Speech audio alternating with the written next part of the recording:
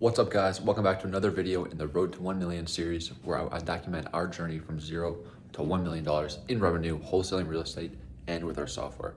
So today I wanted to talk about an important lesson, and that is to not be emotional about business.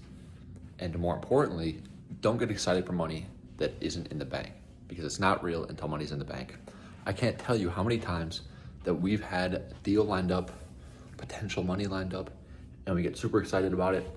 We take our focus off what we should be focusing on and kind of put more effort into this to make it happen, and it just doesn't happen. And so the trajectory is skewed off, and then you're emotionally distraught.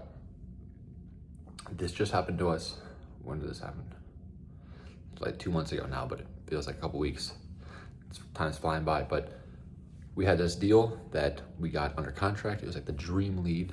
We got it assigned within a couple weeks, and we got the word back from the title company, and suddenly $63,000 worth of liens and mortgages on there. So there was no money, no deal. And it's on hold right now. So it's not dead, but we moved on and we're assuming that it's not gonna close. But there were a good couple of days after that I was like, oh no. Not working, not pushing forward, not following the lesson that I talked about yesterday, which is just to act with haste and act fast and obey speed laws. Like go quickly in business, because there are so many things that where if you don't get your ideas to the market, if you don't take action quickly, if you don't stay on top of things, the whole business is gonna fall apart. And if you're emotional about the results that are in your business, and so say you're starting up and you get your first client, you're super excited. Good, you should be. That you want that momentum to continue. But don't then talk with your second client or your second person. Say you get a client one day and then you have a sales call the next day, or you're talking with the seller if you're in wholesaling, and you're talking with them the next day, and they're like, sure, but then something screws up and it falls through, and so now you're not gonna get the money. Don't be distraught about that. You can be upset, but take action regardless of how you feel. And a good way to do this is to not get excited and to not celebrate ever until the money is in your bank account or in Stripe or whatever. Because too many times I have done this, I know my business partner has done this, we get excited about money that isn't real. And so the good way to,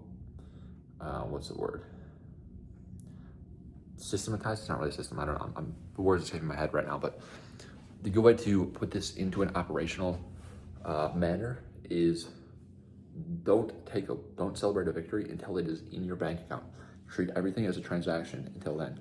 Whether you assign a contract for a $50,000 sale price, or you get your first client, or whatever your first sale, whatever.